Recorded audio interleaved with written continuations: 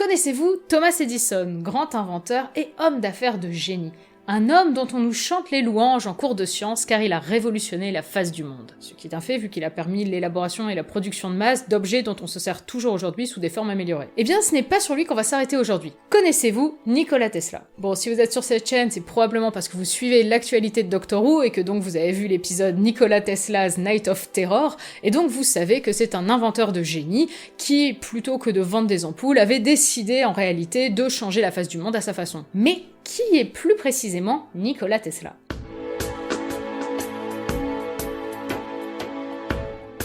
Nikola Tesla est né le 10 juillet 1856 dans l'Empire d'Autriche, dans une ville située dans l'actuelle Croatie. D'origine serbe de Croatie, il sera plus tard naturalisé américain en 1891. Son père, Milutin Tesla, pope orthodoxe, souhaiterait que son fils suive ses traces. Pas de chance pour lui, Nikola tient plus de sa mère, Duka Mandić, une femme intelligente et inventive bien qu'analphabète. Nikola est extrêmement doué en langue, en calcul mathématique et également pour utiliser sa mémoire visuelle. En quelques secondes d'observation, il est capable de comprendre le fonctionnement d'une machine et de la reproduire. Sa mémoire visuelle lui permet également de se représenter des schémas et des maquettes dans sa tête sans avoir à les tracer. À contre-cœur, son père accepte qu'il étudie l'ingénierie à l'école polytechnique de la ville autrichienne de Graz, où il entrera en 1875. Dès 1880, il se retrouve à travailler sur le flambant neuf système téléphonique hongrois, pour lequel il inventera entre autres une espèce d'haut-parleur avant l'heure. Il commence également à tirer parti des champs électromagnétiques rotatifs pour créer de l'énergie. Mais c'est quoi exactement un champ électromagnétique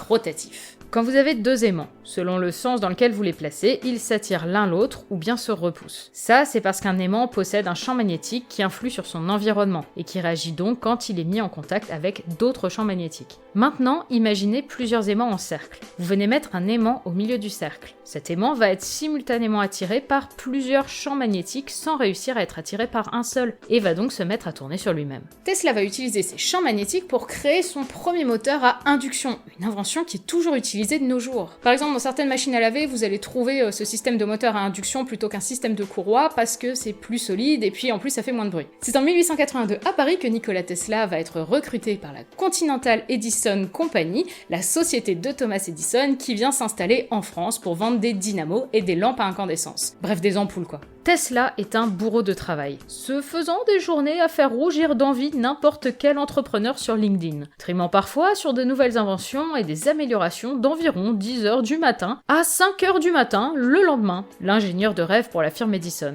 Il impressionne grandement le responsable de l'usine parisienne, Charles Batchelor, grand inventeur et très bon ami de Thomas Edison. Batchelor est persuadé que Tesla est une perle rare et veut absolument qu'il aille travailler directement pour le grand patron. En juin 1884, Tesla arrive donc à New York et débarque devant Thomas Edison accompagné d'une très élogieuse lettre de recommandation et est embauché sur le champ. Depuis son amélioration révolutionnaire de l'ampoule, Edison est très réputé aux États-Unis. De petit inventeur sans le sou, il est devenu en quelques années un homme d'affaires redoutable et recrute tous les grands ingénieurs qu'il trouve. Son nom est devenu une marque et les inventions développées dans son laboratoire se retrouvent frappées de son nom.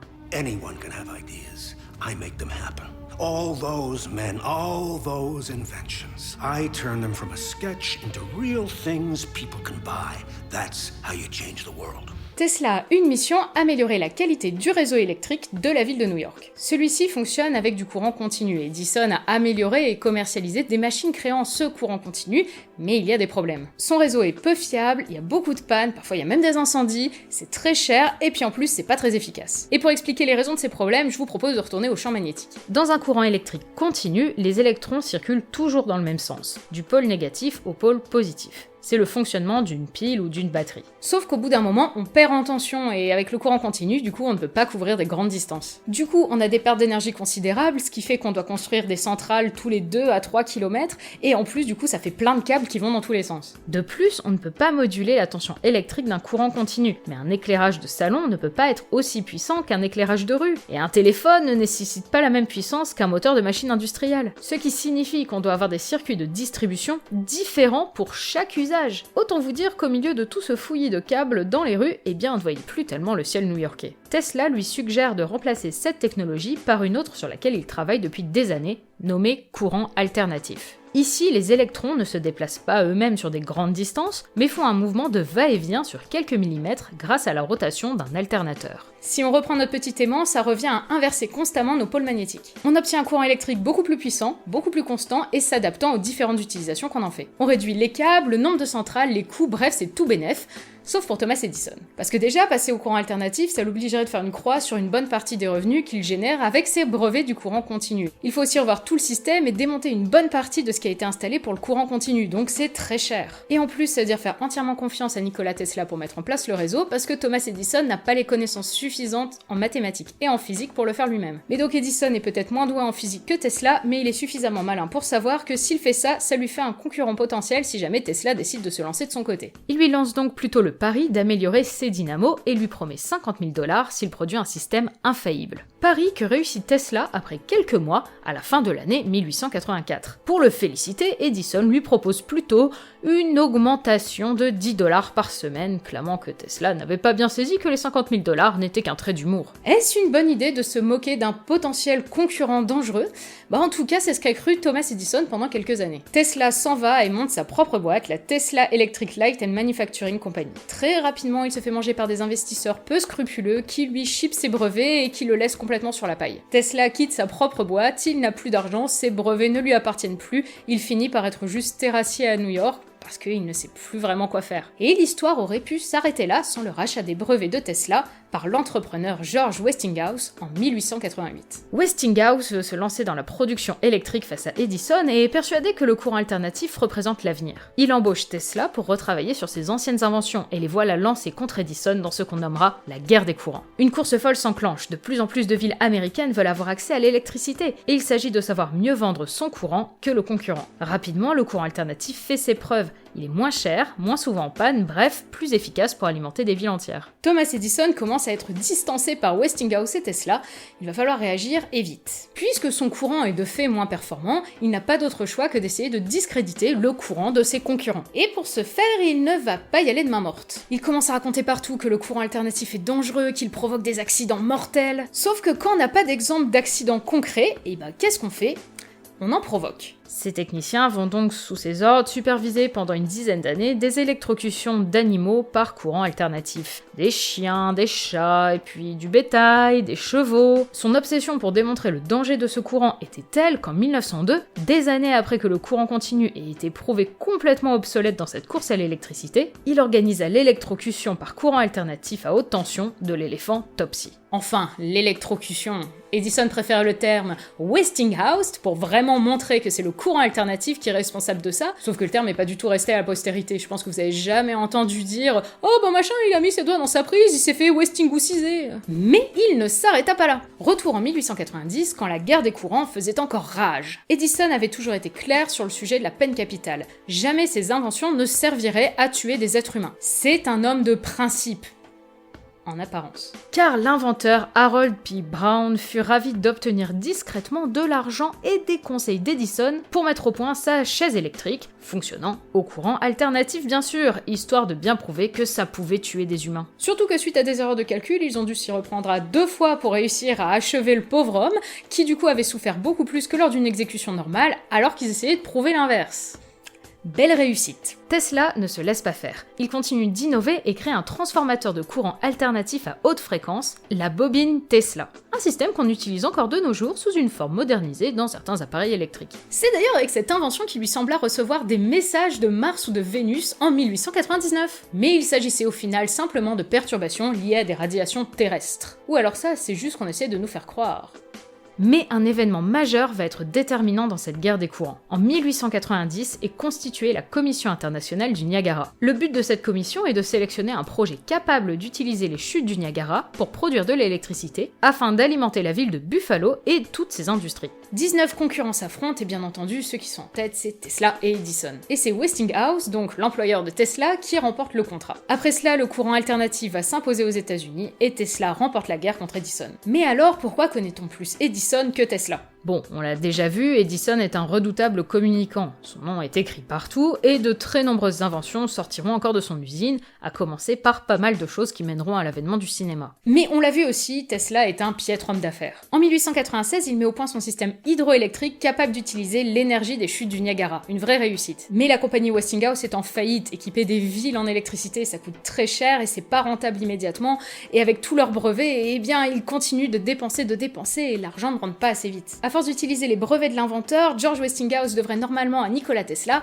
12 millions de dollars, qu'il n'a bien entendu pas. Mais Tesla se fiche pas mal de ce montant, pour lui ce qui est important c'est d'apporter l'électricité à un maximum de gens. Du coup il accepte la proposition des dirigeants de Westinghouse qui est de renoncer à ses redevances et à la place d'obtenir 216 000 dollars pour pouvoir utiliser ses brevets. Ainsi ça permet à la compagnie de rester à flot et d'installer l'électricité dans encore plus de foyers. En gros il a fait le choix de faire passer le bien-être du plus grand nombre à la place de sa fortune et de sa reconnaissance personnelle. Et il continua de déposer brevet sur brevet. En 1897 il dépose des brevets concernant le premier système de télégraphie sans fil, autrement dit la TSF, soit le début de la radio. Bon, il sera arnaqué par l'inventeur italien Marconi, qui clamera à tort avoir déposé un brevet plus tôt et obtiendra le prix Nobel de physique pour son invention. Prix Nobel qui lui sera retiré en 1943 quand éclatera la supercherie. En 1896, il réalise un shadowgraphe de son pied. Oui, c'est bel et bien une radio, réalisée un an après la découverte des rayons X par Wilhelm Röntgen. En 1898, il met au point le premier robot, le téléautomaton, un bateau radiocommandé dont tout le monde se fiche, soit parce qu'il ne voit pas l'intérêt, soit parce qu'il pense que c'est un trucage. Mettons bien le mot robot entre guillemets parce que le terme n'apparaîtra qu'en 1920 et le premier robot industriel ne verra le jour qu'en 1961. C'est en 1999 qu'il découvre ce qui représentait pour lui sa découverte la plus fondamentale suite à des observations du potentiel électrique de la Terre lors d'orages, les ondes stationnaires terrestres. Il s'agit d'ondes capables de transporter de l'énergie par le sol. Sur cette expérience, par exemple, 3 ampoules s'illuminent en étant simplement posées au sol à 18 mètres du laboratoire de Tesla. Il entreprend alors la construction de la tour de Wardenclyffe, qu'il commence à construire en 1901 et où il déménage son laboratoire. Cette même tour que l'on retrouve dans l'épisode de Doctor Who, Nikola Tesla's Night of Terror. Il espère réussir grâce à cette tour à réaliser la première transmission radio transatlantique, mais Marconi y arrivera avant lui, mais il veut aussi en faire un relais utilisant la Terre comme un générateur géant, permettant de créer pour presque rien d'énormes quantités d'énergie, une technologie qui permettrait d'alimenter gratuitement en électricité tous les habitants de la planète. Mais le projet est terriblement onéreux et est vu comme un manque à gagner pour les investisseurs. Déjà, c'est une utopie, et puis en plus, pourquoi est-ce qu'ils iraient investir dans quelque chose qui est fait pour distribuer l'électricité gratuitement aux gens, alors que ils peuvent leur faire payer. Les fonds n'arrivent donc jamais, Tesla gagne de moins en moins avec ses brevets, et à partir de 1905, le site va commencer à fermer petit à petit. Au fil du temps, il va être vandalisé, il va commencer à tomber en ruine, et Tesla va tout simplement devoir le faire démolir en 1917. La même année, l'American Institute of Electrical Engineers lui remet une récompense. Devinez laquelle? La médaille Edison.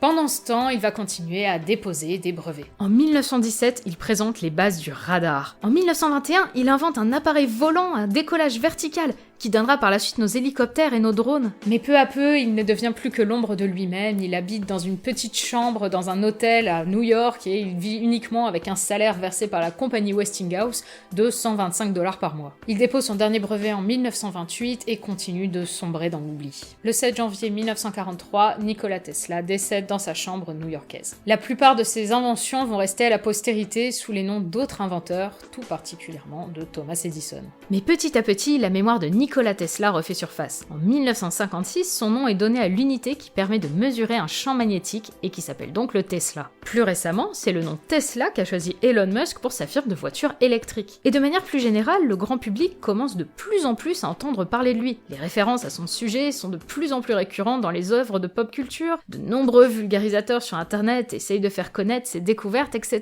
Pendant ce temps, la Continental Edison, la boîte créée par Thomas Edison en 1882, existe toujours, et oui! Elle appartient désormais au groupe français Casino et n'est presque distribuée que sur le site Cdiscount, donc si vous voulez une tireuse à bière ou encore un extracteur à jus écrit Edison dessus, vous savez où l'acheter. Mais on peut être sûr d'une chose, Nikola Tesla était un visionnaire. Au final, quand on y pense bien, ce qu'il avait imaginé, c'était le monde d'aujourd'hui. Il était probablement trop en avance sur son temps, et aussi avait probablement trop de compassion et d'humanité pour réussir à évoluer dans le milieu où il se trouvait. Mais il a tenu bon malgré tout, et a continué de modeler dans l'ombre le futur.